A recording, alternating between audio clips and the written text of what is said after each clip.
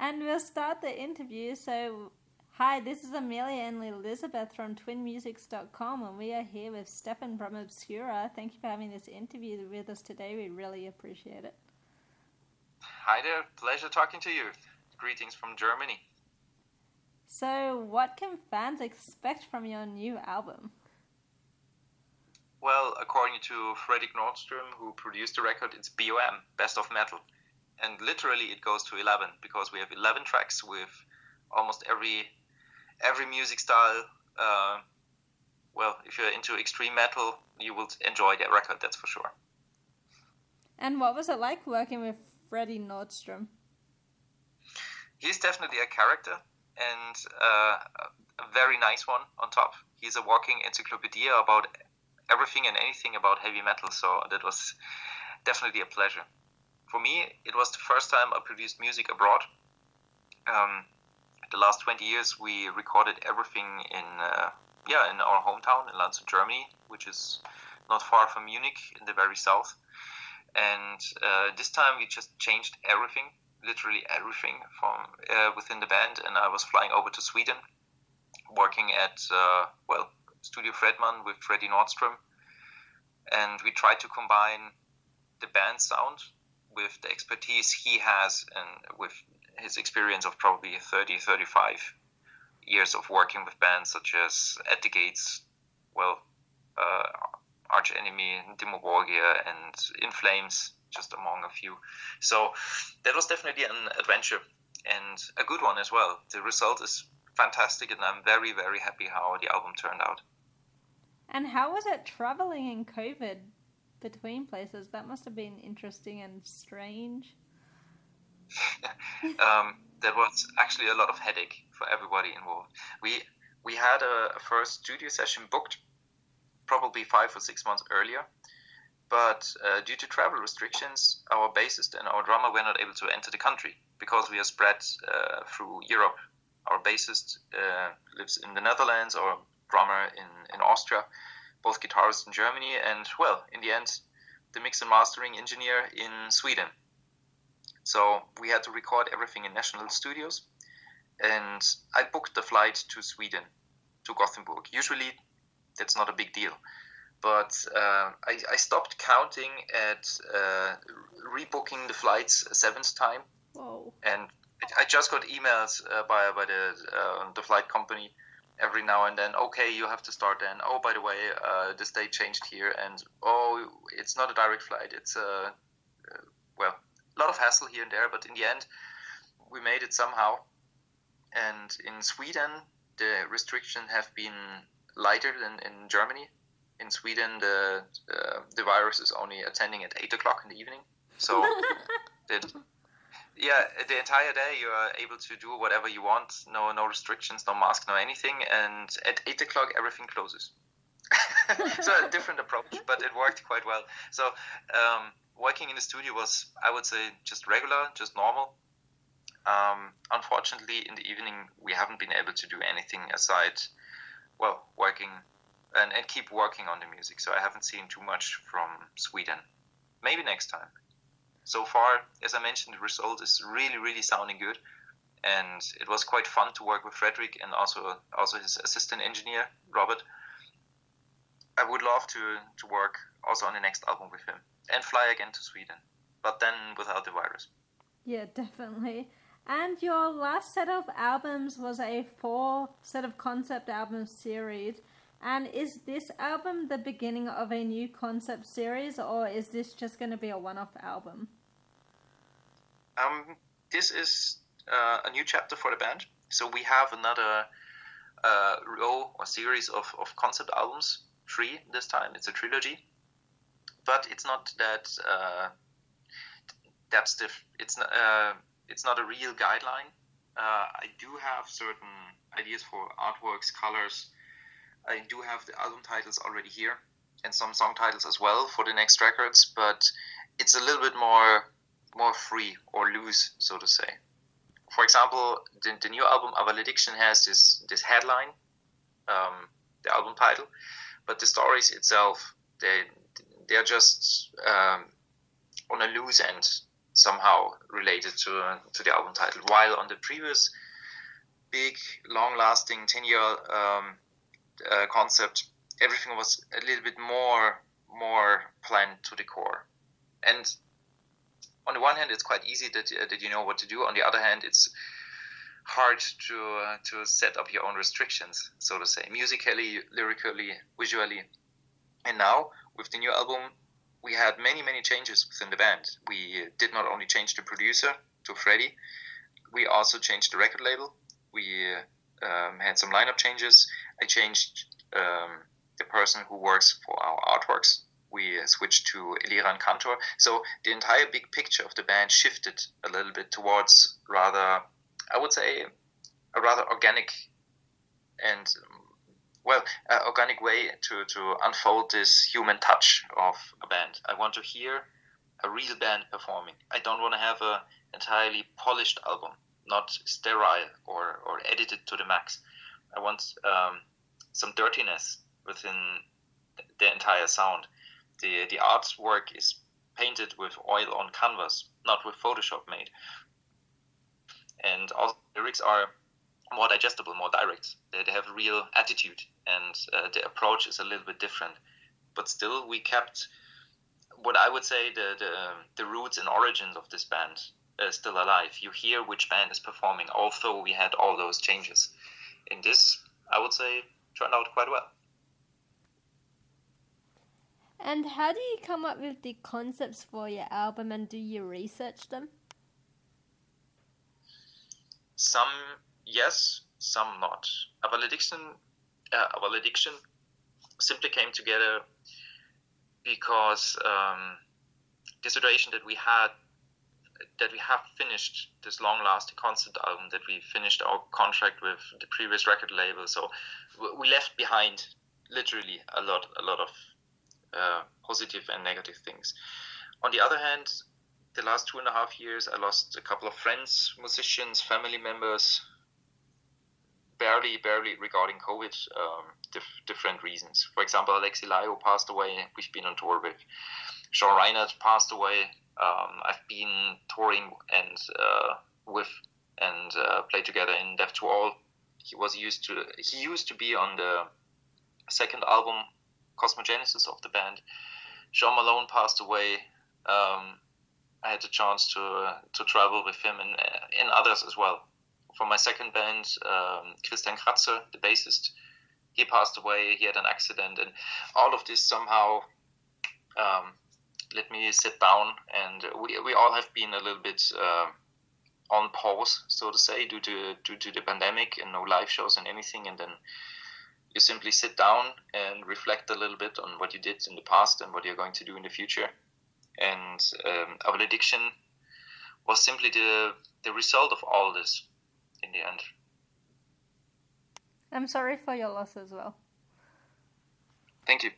And you said your album cover was painted with oil paint on canvas, so that's really cool. So who designed the cover, and was there a meaning behind it? Well, the cover artist is Ameila and Cantor. He's a quite well-known face in the scene nowadays. He worked for Testament, for Halloween, for Heaven Shall Burn, and 1,000 other bands. So he's quite well booked. And it took me a while to find the right artist, because in the last albums we established a certain visual style. We always have a quite symmetrical arrangement of all the artworks.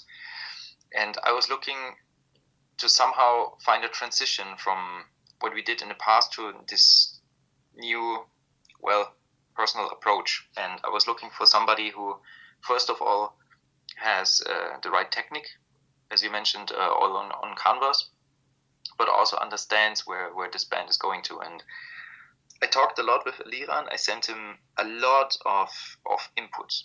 I have the color concepts. I have the art, the album titles. I sent him pre-productions, lyrics.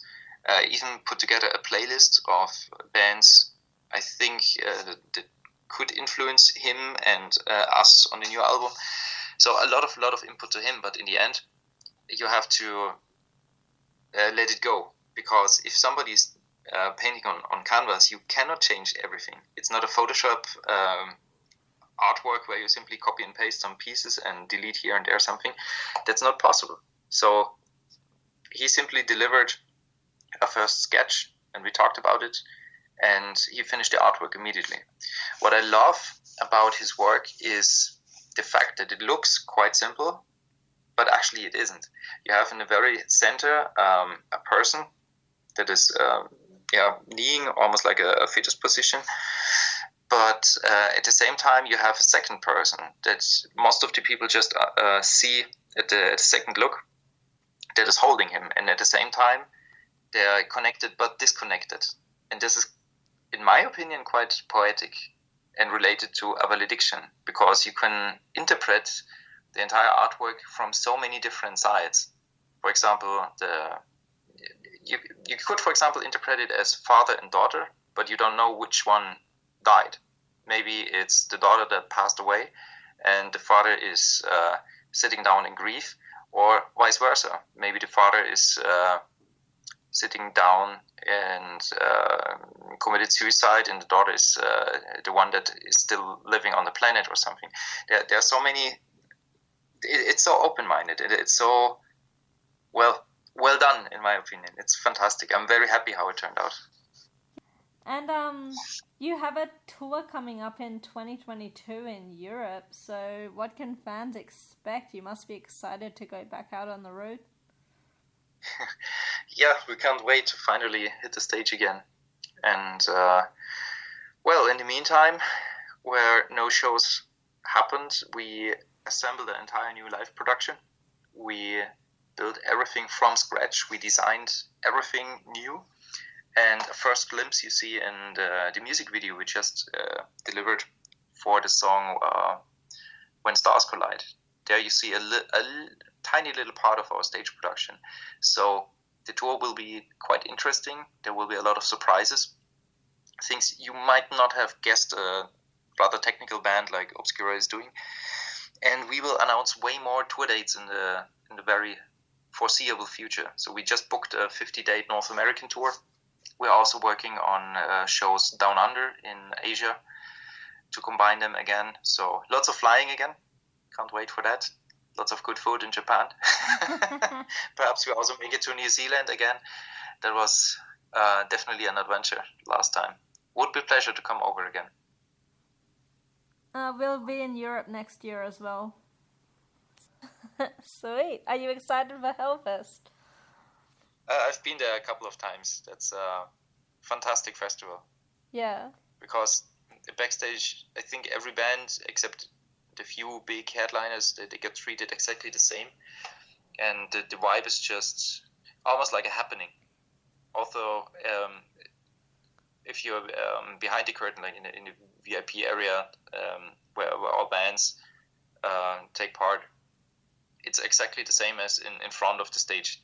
You just enjoy and see many smiling faces, and it's so diverse. You have so many different styles, from hardcore to black metal to everything in between.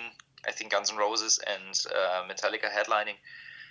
Well, next year. So, what else? Yeah, what's beyond this? It's a 7-day festival with 350 bands, so I don't think you can go past this festival next year. No, it's basically everybody. I know, right? If you can think of them. So now it's time for our signature question. So, what? Nothing. If you could have any band perform one of your songs, which band would it be? Which song would it be? And would it be in your style or their style? I would like to see Metallica covering Anti-Cosmic Overload in their style. That would be quite interesting, because it's quite demanding, but at the same time, the structure is easy to digest, and the main riffs are, well, quite iconic, so that could be very interesting. Maybe you can ask them at Hellfest. They're on it as well. I doubt I will see any one of them in person, because all the bands backstage will try to do exactly what you mentioned, meeting them. You never know. You never know. Who knows? I mean, Lars Ulrich has been seen at the Satirican show in California a while ago. So he's still going to shows and watching bands. That's cool. So, talking about seeing bands, what's your favorite band you've seen live? Can you tell us a story? I've seen many bands, many bands, but I think when I was really blown away was just 2 or 3 years ago, Metallica in Munich, because I've never seen the big artist.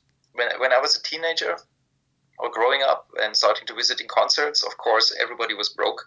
We had to decide in between watching one of the big artists, like Megadeth, Metallica, anyone else, or alternatively, with the same amount of money, you can visit 10 underground shows. So, of course, I probably saw every underground band in Germany for probably 15 times and never saw the big artists. So when I went to Olympic Stadium and see, well, those kind of old guys pulling it off for 2.5 hours and simply destroying everything, I was really, really blown away. That was impressive how good and how tight this band was. I didn't expect this because you have so many people complaining all the time about the old man, but I was really, really blown away, and I think that was one of the best performances I've seen in years.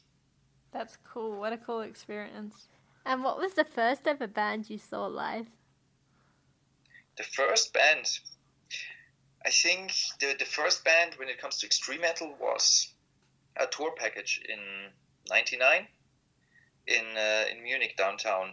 It was everything that contained blast beats. It was Cannibal Corpse, Nile, Dark Funeral, Marduk, Crisium from Brazil, and I think 1 or 2 other bands. It was only blast beats, and since then I'm in love with this kind of style. That's an awesome lineup too. Did that inspire you to be like, I want to be a professional musician now? I never thought about being a professional musician, to be honest. I decided not to visit a conservatory. Something I was rather interested in everything behind it, like the gear and technique. So I studied media production and acoustics. So I have an entirely different approach to that. Becoming a musician that makes a living out of was just a coincidence. We toured so much with Obscura that at a certain point I had to decide in between, following this route or, rather looking for a regular job. And in the end, music was more important. I think if I would like to earn money, I should do something entirely else. Well, I think everyone does it for the love of music, and I couldn't think of a better career path, to be honest. So I don't blame you for picking music. And last question, is there anything else you would like to say to your fans? If you're into real music, just listen to A Valediction. Listen to the entire record from song number 1 to 11, and let us know which one is your favorite, because according to Freddy Nordstrom, it's BOM, Best of Metal. Awesome. Thank you so much for this interview today. We really appreciate it.